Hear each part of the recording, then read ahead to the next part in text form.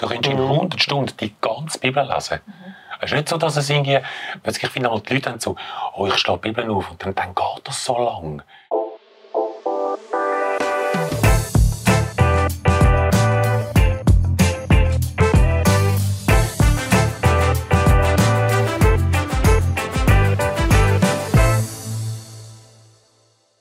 Ich war vor kurzem an einer Hochzeit und dann hat der Pfarrer dem Brautpaar eine Bibel überreicht und hat Folgendes dazu gesagt: Ich überreiche jetzt euch eine Bibel. Ich hoffe, ihr habt sie nachher nicht nur irgendwo in einem Gestell rein. Und man weiss nie, für was man sie braucht, weil die ihn so skeptisch angeschaut haben. Nimmt mich wunder, was die zwei, die sich jeden Tag eigentlich mit solchen Themen beschäftigen, zu dem Thema meinen. Matthias Zierli und Silke Sieber, danke vielmals, Co-Leiter und Leiterin vom Bibellesebund. Merci, dass Sie gekommen sind. Das Beispiel, das ich jetzt erzählt habe, zeigt mir so ein bisschen, wenn man mit Vorsicht in der Kommunikation die Bibel unter Leute bringen und sagt, man weiss nie, für was man sie brauchen kann. Ist das eigentlich noch ein guter Satz dazu? Ich habe das Gefühl, wir sind heute viel zu defensiv, ja. Oder? Wir entschuldigen uns fast für das Produkt. Und ich finde, wir dürften viel mehr wieder dazu stehen, dass das etwas absolut Gigantisches ist, etwas Wertvolles, etwas Lebenbringendes, Lebensspendendes, Inspirationsgebendes, oder? Und deshalb würde ich dazu ermutigen, offensiver. Gut, auf das kommen wir noch. Der Bibellesebund ist etwas, für mich ein Begriff ist, seit weiss ich wann, hat mir übrigens immer wieder auch eine gewisse Struktur gegeben in meinem Alltag, wenn ich keine Ahnung, wo soll ich jetzt in der Bibel weiterlesen und soll ich jetzt noch mal von vorne anfangen und so. Und bei dieser Gelegenheit hat mich auch erstaunt, wie viele Leute, die mit Gott unterwegs sind, die Bibel noch nie ganz gelesen haben. Sind das Themen, die für euch jetzt in diesem Jubiläumsjahr auch ein Thema sind? Zum Beispiel Menschen ermutigen, hey, leset doch das Ding mal zu Ende. Nicht immer nur so ein bisschen die Vers, die an der Wand hängen. Ein starkes Motiv, ja. Ich finde schon, ich bin wieder traurig darüber zu hören, wie wenig die Leute die Bibel lesen. Dann gibt es auch beim Jubiläum eine Karte, wo man die einzelnen Kapitel von der Bibel wegrubbeln kann. Und eigentlich dann das Ziel wäre, dass man alles weggerubbelt hat und die ganze Bibel gelesen hat. Das fände ich ein grosses, fände ich mega cool, wenn Menschen durch diese Kampagne ermutigt werden. Ist das ein Thema gewesen? Ist jetzt einfach meine Frage, oder? Ihr könnt die absurd finden. Also in einem Jubiläumsjahr sich Gedanken darüber zu machen, ob der Name Bibellesebund noch zeitgemäß ist. Die Frage stellen wir uns auch, ja. Aber nicht nur im Jubiläumsjahr, sondern schon länger. Aber so Namensprozesse sind immer auch mega schwierig. Aber ja, all die Fragen, die du angesprochen hast, die haben uns auch inspiriert. Also wir sind immer wieder im Kontakt mit Gemeinden, die uns erklären, wie schwierig das ist, Menschen zur Bibel zu bringen, zu einer konstanten Bibellesen, zu einer Auseinandersetzung, zu einer lebensverändernden Auseinandersetzung. Und das war wie die Idee für uns, hey, wir möchten die Bibel feiern und wir möchten die Kirche bei diesem Prozess unterstützen. Wie weit zurück geht ihr in diesem Prozess? Also geht ihr auch dorthin, dass ihr sagt, ist die Bibel überhaupt relevant noch für einen Menschen heute, der nicht so viel Ahnung hat von diesen Inhalten? Oder kümmert ihr euch vor allem um Menschen, die diese Frage schon geklärt haben für sich und sagen, doch, die Bibel ist für mein Leben relevant und jetzt, wie kriege ich gute Instrumente, um mit dem umzugehen? Wo ist eher der Schwerpunkt? Also die Realität ist so, dass wir die meisten natürlich bedienen wir die Christen, die überzeugt sind, dass die Bibel stimmt und wahr ist. Einfach, das ist die Realität.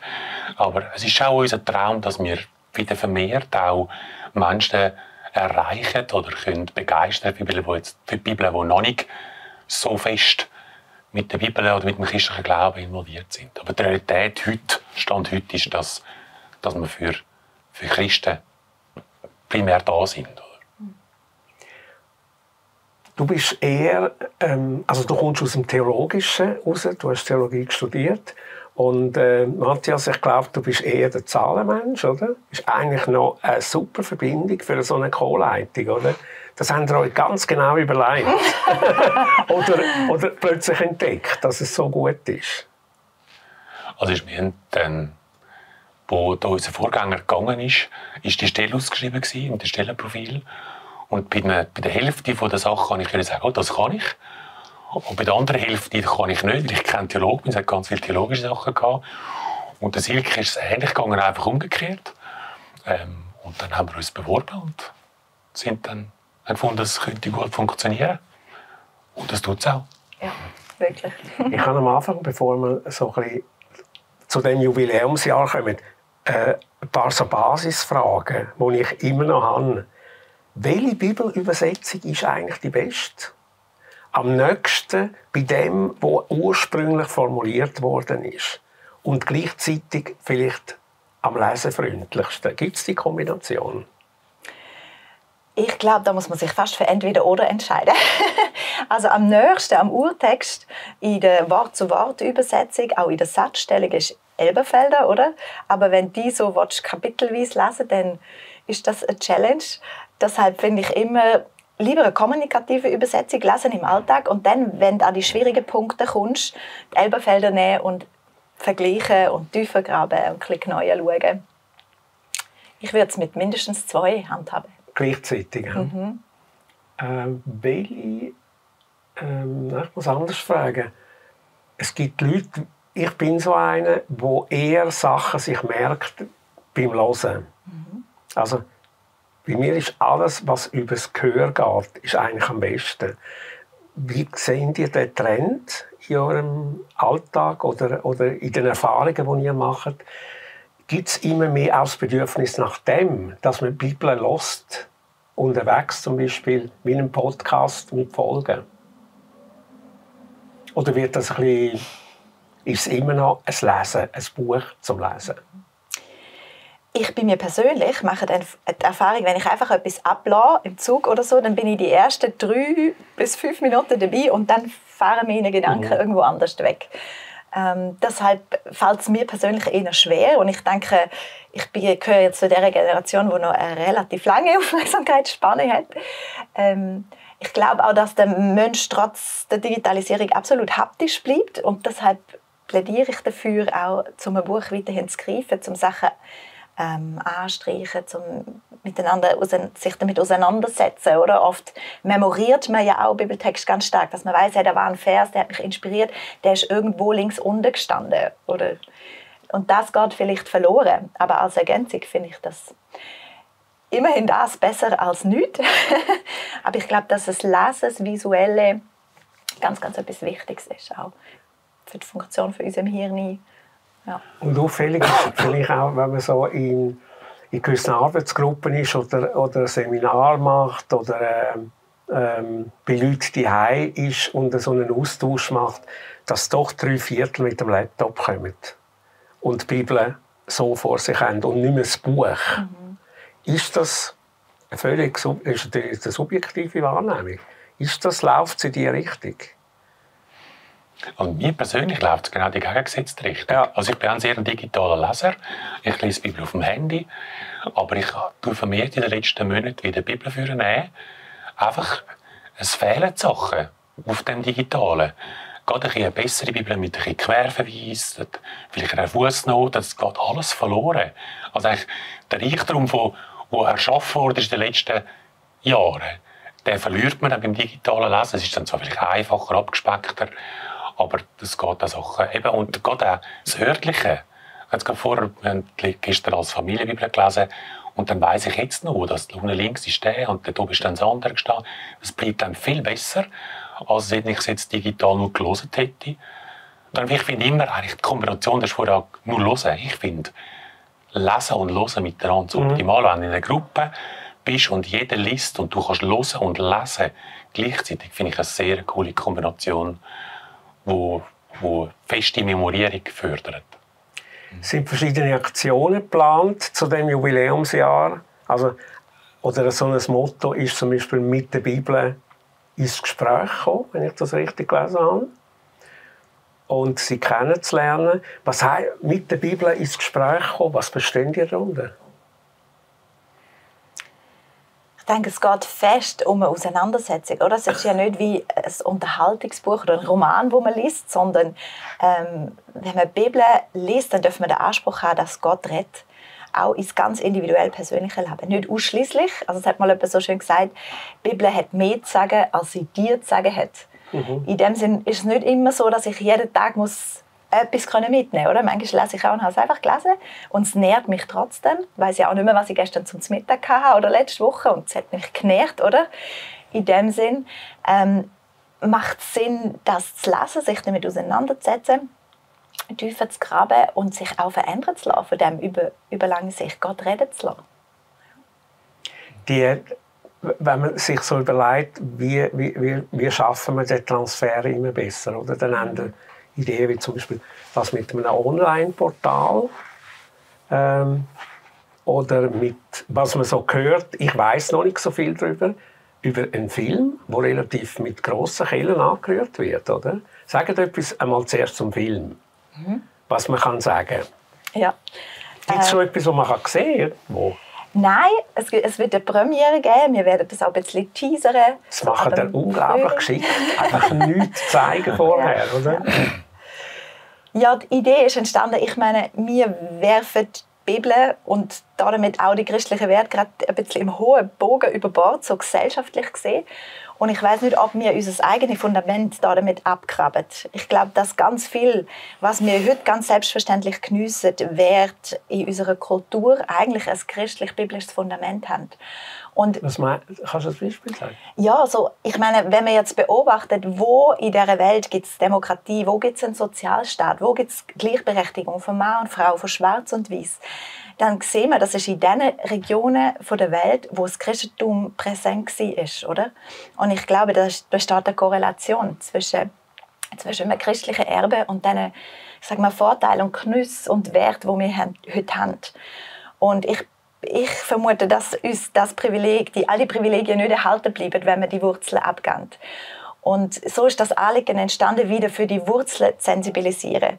Auf die eine Art unter Christen, in dem Sinn, dass man sie sprachfähig macht über ihre eigenen Werte, über die Bibel, aber dann auch in der Gesellschaft, unter den Menschen, die damit nichts mehr zu tun haben, dass man sie vielleicht anregen kann, nochmal das Buch in die Hand zu nehmen und zu prüfen für sich. Ist es wirklich so überholt und alt und unrelevant wie sein Ruf? Oder hat es vielleicht doch noch etwas ganz Wichtiges zu sagen für unsere Zeit? Also es wird dokumentarisch? Ja, genau. Okay. Also es wird ein Kurzfilm. Nein, es wird ein Kurzfilm, es wird dokumentarisch. Es wird auch wechseln zwischen Information und Erlebnisbericht. Genau. Vielleicht ist euch auch schon aufgefallen, dass auf diesem YouTube-Kanal keine Werbung läuft. Das hier ist die einzige Werbeunterbrechung. Mit unseren Social-Media-Plattformen generieren wir keine Einnahmen. Darum sind wir auf Spenden angewiesen. Herzlichen Dank, dass ihr uns finanziell unterstützt und es so möglich macht, dass noch mehr Menschen im Glauben ermutigt werden und Orientierung finden zu aktuellen Themen. Unten in der Infobox findet ihr alle Informationen zu den Spendenmöglichkeiten. Jetzt wünsche ich euch weiterhin viel wertvolle Impulse mit diesem Video hier und den weiteren Videos auf diesem Kanal. Die Bibel ist ja, oder Teil der Bibel sind ja schon x-fach auch Hollywood-Stoff und verfilmt worden, spielfilmmäßig. Ich glaube nicht so daran, oder ist es dort eine Frage vom Geld? Müssen wir jetzt Matthias fragen. Also es ist auf jeden Fall eine Frage vom Geld. Ja. Und wir sind ein Spendenwerk. Schlussendlich ist es spendenfinanziert. Also, wir lernen uns auch mit dem Jubiläum jetzt aus dem Feind und hoffen auf finanzielle Unterstützung für das auch. Und darum ist es auch finanziell limitiert. Auch. Ja. Aber so Projekte gibt es ja im Moment grossartig, oder? The Chosen oder so. Ja. Das wäre utopisch, wenn man dem Konkurrenz machen. Das ist eine andere Liga, auch finanziell. Ja, und es ist ein anderes Anliegen. Also es geht mehr, ich erlebe viel, dass Leute heute kognitive Hindernisse haben, sich mit der Bibel auseinanderzusetzen. Oder? Sie gilt nicht mehr als plausibel oder es ist nicht vernünftig, sich damit zu beschäftigen. Und mir ist das Anliegen, die Hemmschwelle abzubauen. Und ja. Wie? Sag mal, ein Schritt aus deiner Sicht irgendwo müsste passieren, dass die Hemmschwelle abgebaut wird? Also die Glaubwürdigkeit von diesen Texten wird ja heute fest in Frage gestellt, oder? Die Historizität, da hat die Theologie, im Glauben auch viel abgraben in den letzten Jahren, Jahrzehnte, Jahrhunderte fast. Ich meine, wir haben da unglaubliche Texte, die Indizien, die sprechen für historische Texte, und ich finde, wir dürfen die auch so wieder wahrnehmen. Und das wäre so ein Punkt, wo ich finde, auch was alles auf Vorwürfe herrscht, dass es Widersprüche enthält, oder die Evangelien, das sind keine Widersprüche, das sind verschiedene Perspektiven, oder? Die Autoren der Evangelien haben so unterschiedliche Anliegen gehabt. Ein Matthäus, der an die Juden schrieb, der hat sein Matthäus-Evangelium aufgebaut, wie die 5 Bücher Mose aufgebaut sind, oder? Und natürlich hat das dann eine andere Chronologie wie ein Lukas, wo einer versucht, einen chronologischen Bericht zu schreiben. Und von daher finde ich, müssen wir wieder informieren, damit die Vorurteile fallen können. Ja. Könnte aber auch ein Grund sein, also in meinem Leben ist es so zumindest, dass gerade die scheinbaren Widersprüche, das hat vielleicht sogar da und dort, aber das hat etwas eben auch mit diesen verschiedenen Autoren zu tun, dass das auch erst recht vertrauenserweckend ist, dem Buch gegenüber, dass das menschliche Element auch drin ist und das Buch nicht einfach vom Himmel gefallen ist, oder? Ja. Das erträgt auch, dass Schwächen drin sind, vielleicht da und dort. Und also ich nehme ein Beispiel. Vor kurzem habe ich jemanden gehört, der gesagt hat, mit theologischem Hintergrund gesagt hat, die Arche Noah-Geschichte, der gesagt hat, kann ich so nicht wörtlich glauben. Da gibt es verschiedene Sachen und er ist noch so halber Zoologe und hat das irgendwie so begründen, oder? Aber gesagt, auch wenn es nicht genau so passiert wäre, die Geschichte ist so stark in der Symbolik und will uns so viel sagen über Gott und den Mensch, dass sie trotzdem für mich unschlagbar ist in einem gewissen Kontext. Könnt ihr mit so etwas leben? Oder würdet ihr, du als Theologin, würdest doch sagen, nein, es ist doch wichtig zu betonen, dass das nicht einfach nur Symbolbilder sind. Ich empfehle ganz, ganz fest, auch die unterschiedlichen Gattungen beim Lesen einzubeziehen. Also für mich ist Historizität etwas ganz Wichtiges. Also die Texte, die für sich selber beanspruchen, dass sie historisch sind, die möchte ich auch so lesen. Aber dann haben wir auch, finde ich, jetzt auch sehr fundamentalistische Tendenzen gegeben, wo wollen, sage ich jetzt mal, einen Schöpfungsbericht wortwörtlich verstehen, oder? Und da muss ich sagen, der enthält so viel Poesie, der enthält das Gesamtkonstrukt, also es ist ein literarisches Feuerwerk eigentlich, aber wir dürfen nicht daran hergehen und davon ausgehen, dass unsere Welt in 7 mal 24 Stunden geschaffen ist, oder? Und ich glaube nicht, dass es da darum geht, etwas zu liberal zu sehen oder so, sondern dass man diesen Texten wirklich gerecht wird, auf ihre Art und auf das, wie sie verstanden worden sind und auch noch verstanden werden. Ich habe vorher das Online-Portal erwähnt. Geht es da auch darum, Instrumente zum Beispiel den Gemeinden und Kirchen zur Verfügung zu stellen? Also ich glaube, bis PowerPoint und so, recht viel Material, das ihr da verfügbar machen wollt, oder? Also das ist wirklich eine Kampagne, die wir den Gemeinden zur Verfügung stellen, also in einem geschützten Bereich. Sie können viel Material herunterladen, wo sie quasi Predigten herunterladen, Jugend-Events, Kinder-Gottesdienstunterlagen, wo ja unser Anliegen ist, dass sie im Rahmen vom Gemeindealltag selber die Bibel auf eine coole Art zum Thema machen. Also wir sozusagen die Grundlagen liefern und sie können dann selber umsetzen und anpassen an ihren Kontext, was möglich ist bei ihnen.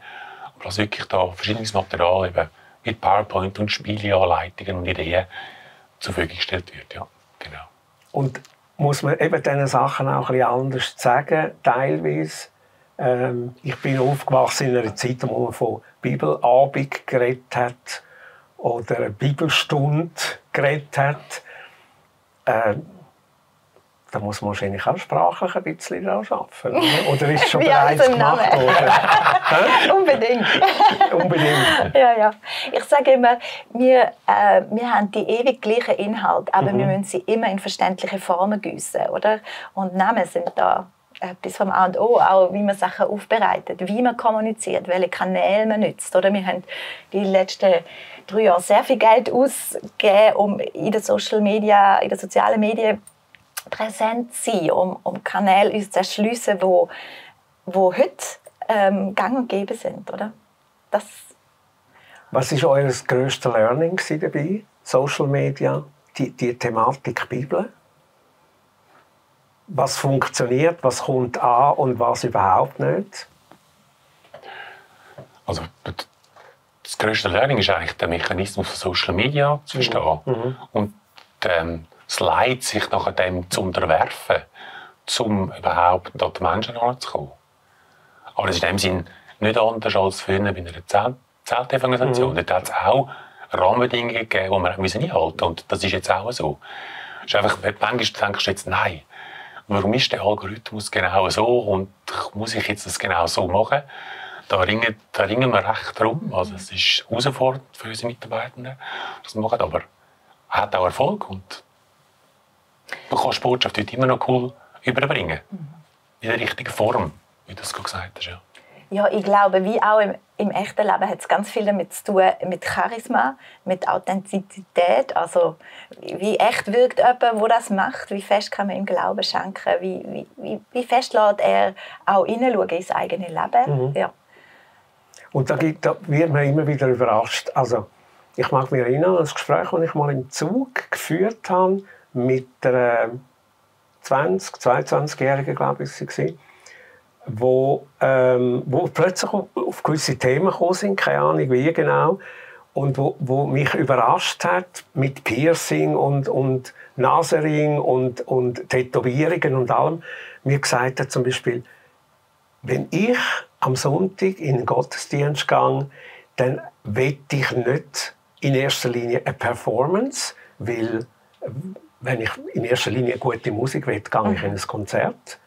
Die hat jetzt gesagt, und die ist in einem gläubigen Elternhaus aufgewachsen. Und mich hat es total irritiert, ihr Ganze, wie sie dort herkommt und das formuliert. Und sie hat dann gesagt, ich will wieder einmal richtig gute Auslegungen, Bibelauslegungen hören. Sie hat dem Schwarzbrot gesagt, ein Begriff, der mich sehr überrascht hat, im Zusammenhang mit ihrem Ganzen daherkommen. Und er hat gesagt, und ich will wieder einmal in Kontext, also ich will ganz viel auch durchaus Kopfarbeit machen. Und gar nicht so 10-minütigen Input, so ein bisschen locker daher über das Leben und über Gott. Überrascht euch so Sachen? Oder hören ihr das auch wieder vermehrt? Ja, ich höre das auch wieder vermehrt, dass Leute einfach möchten wissen. Also man denkt ja mehr und es muss plausibel sein. Das ist so wichtig, oder? Das ist so ein Hinderungsgrund. Und in diesem Zusammenhang, ich staune ja auch über Leute wie ein Johannes Hartl oder so, oder? Die können 50 Minuten oder 70 Minuten predigen und haben 100'000 Klicks. Also ich glaube, wenn du das Richtige bringst, dann hören die Leute auch gerne zu. Wir haben jetzt gerade ein neues Angebot in unserem YouTube-Kanal, die Lectio Continua von Benjamin Kilchör. Er ist Professor für Altes Testament und er auf eine ganz schlichte Art thematisiert er die Bibel vom ersten Satz weg. Und manchmal thematisiert er einen Vers über 30 oder 40 Minuten.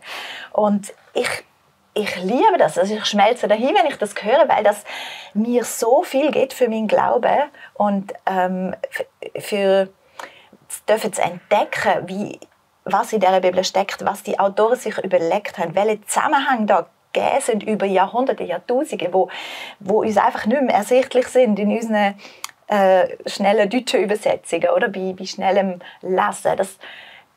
Da merke ich, ja, da greift er etwas auf, wo bei mir und auch bei anderen, wie ich höre, wirklich auf ein Bedürfnis stößt. Möchte ich empfehlen, wenn man da. Okay. Ich finde das ein ganz, ganz cooles Tool. Gerade beim Alten Testament, ja, genau. wo man vielleicht ein bisschen mehr Musik bei gewissen grösseren Passagen. Was hören dir von außen Bedürfnis jetzt aus Gemeinden, Kirchen, Leute, die vielleicht aus ihrem persönlichen Leben euch Rückmeldungen geben. Was hören ihr da?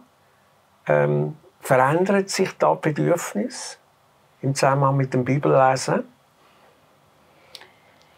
Also, das ist das, was uns auch zu dieser Kampagne geführt hat. Oder? Da, wo ich Kontakt habe, an allen Orten, ist es eben die Mühe, Menschen für die Bibel zu begeistern. Oder selbst innerhalb der Kirche, selbst innerhalb der Freikirche, schwierig Leute zu begeistern, dass sie lesen, dass sie selbstständig lesen. Ist das wirklich die Erfahrung? Ja, das ist die Begeisterung fehlt. Ja. Also viele Pastoren leiden darunter, dass ihre Gemeindemitglieder es nicht anbringen. Und ich finde es immer wieder krass, also die Bibel hat eine Lesezeit von 100 Stunden. Du kannst in 100 Stunden die ganze Bibel lesen. Es ist nicht so, dass es irgendwie, ich finde auch die Leute dann so, oh, ich schlage die Bibel auf und dann geht das so lang. Also, das geht doch sicher eine Stunde. Ja, nein, in einer Stunde hättest du die erste Mose schon hinter. Also, weißt, aber dann liest du vielleicht ein Kapitel und eigentlich geht es nur 4 Minuten. Aber genau in der Vorstellung ist es, Du bist ein Mathematiker, oder? Ich habe noch gehört, irgendwie 4 Kapitel pro Tag und dann kommst du mir ja. 3 bis 4. Ist das immer noch so? Ich bin zum Beispiel froh um so Sachen, wenn ich das höre. Ja. Oder mit diesen 100 Stunden. Also ich kann es nicht überblicken, aber ich finde das noch spannend, weil das kann man sich als Ziel oder merken, oder? Ja, aber viele Leute lesen doch so einen guten Roman heute. Ja. Der hat ja 700 Seiten. Und die Lesestunde von 700 Seiten ist ja auch nicht nur 5 Minuten, sondern aber das wird zu Tausenden wird das gelesen und das ist easy. Ich gebe schon zu, es ist nicht ganz vergleichbar. Der Spannungsbogen ist ein anderer. Aber ich meine, der Spannungsbogen. Die Bibel ist eigentlich ein Roman. Oder? Sie erzählt eine Geschichte von der ersten bis zur letzten Seite. Und wir müssen den roten Faden wieder verstehen. Und wenn wir immer nur einzelne Versli, ich vergleiche die Bibel gerne mit einem Teich. Und einen Teich kannst du auf unterschiedliche Art und Weise erkunden. Oder? Du kannst am Rand hineingehen, wo das Wasser seicht ist. Du kannst einzelne Versli ziehen. Oder wo du dich an Stein stossest, weil du Kontroversen begegnest, also Leute, die nur sagen, hey, ich will jetzt mal wissen, was sagt die Bibel zur Homosexualität, oder? Und dann stoßen sie sich an diese Kontroversen. Oder du kannst die Bibel entdecken, indem du mitten reingumpst. Dort, wo die Bibel tief und klar ist. Dort würden wir lernen schwimmen, aber dort werden wir auch lernen staunen. Und ich glaube, der rote Faden wieder zu entdecken, das ist etwas vom Geheimnisvollsten. Und Gott redet in diesem roten Faden. Und dann können wir in dem Teich gut an Land laufen, durch all die Kontroversen und durch die seichten Gebiete, wenn wir mal das frische, klare Wasser entdeckt haben, das die Bibel hat. Und dazu lohnt es sich, sie mal von Anfang bis Schluss zu lesen. Ich habe das vor 2 Jahren gemacht und habe es mir für das Jahr wieder vorgenommen, weil du Zusammenhänge entdeckst, die dir sonst entgehen. Einfach von vorne bis hinten. Von vorne bis hinten. Und das würde ich jetzt nicht einem Erstleser empfehlen. Oder? Der soll lieber irgendwo in den Evangelien anfangen. Aber als Christ, finde ich, musst du mal sagen, hey, und ich fange die 1. Mose an und ich ziehe es durch. Und ich habe zum Beispiel die Geschichte von Kaleb. Mich hat das begeistert. Der Mann beschäftigt, oder der Mann ist Inspiration in der Geschichte von Israel über Hunderte von Jahren mit seinem Leben. Und das ist mir so gar nicht bewusst gewesen. Aber wenn du dem auf die Spur gehst und eben auch mehr lesest, dass das nicht schon wieder das Kapitel, wo der Kaleb zum ersten Mal vorkommt, irgendwie 3 Monate her ist, oder? Dann entdeckst du die Zusammenhänge. Und für das möchte ich wirklich begeistern. Ja. Wenn ihr jetzt vorausschaut und gleichzeitig schon versucht, euch eine Bilanz vorzustellen, wenn ihr dann zurückschauen auf das Jubiläumsjahr, was müsste passieren, dass ihr nachher sagt, yes, wir haben es getroffen? Die Bibel hat es getroffen. Ja, wirklich. Ja. Also es ist etwas passiert, wo wir uns gewünscht haben. Also ich wünsche mir wirklich, dass das Material ist ja nur in dem Sinne Mittel zum Zweck, aber dass eine Bewegung entsteht von Menschen, die die Bibel für nehmen und sie lesen und durch das Lesen auch etwas in ihrem Leben passiert. Dass Gott zu ihnen kann reden und Lebensveränderung passiert, Versöhnung passiert, einfach, dass ein Ruck durch die Kirche geht. Das wäre so mein Traum. Ende von diesem Jahr, Anfang des nächsten Jahres, kannst du sagen, yes. Ganz viele haben wieder das Buch aufgetan, sie haben gelesen, sie haben ihren Glauben vielleicht wieder hat eine neue Dynamik bekommen. Das würde ich mir mega wünschen. Ja, bin gespannt. Vielleicht reden wir da an diesem Ort dann über ein Jahr weiter. Wie viel von dem das sich erfüllt hat. Also merci vielmals, Silke und Matthias. Alles Gute euch. Und wann ist die Filmpremiere? Wenn ihr schon nichts über den Film sagt. Also, Am 14. September. okay. Genau. Sehr, Also, sehr gespannt. Ja. was ich noch gibt, es gibt noch Seminare, die können wir schon vorbesuchen. Okay. Jeden Monat gibt es ein Seminar bei uns, wo man physisch und digital daran teilnehmen kann. Da muss man nicht so bis im September warten. Das ist schon im Januar das erste und dann Februar und so weiter. Ich danke euch vielmals. Und ich danke allen, die jetzt zugeschaut haben. Und bin gespannt, wenn vielleicht die eine oder andere Rückmeldung bekommen, Erfahrungen mit dem Bibellesen und was hat geholfen, vielleicht neu, dass das Feuer entfacht wird und mich begeistert, einfach in diesem Buch zu lesen. Danke vielmals fürs Dabeisein. Mitten in Bern, direkt am Bahnhof, ist LiveNet täglich ein Impulsgeber für die Schweiz. Mit unserer Medien- und Beratungsarbeit setzen wir gezielt Impulse, die das Leben nachhaltig verändern. Lasst uns zusammen in der Schweiz und darüber hinaus einen Unterschied machen.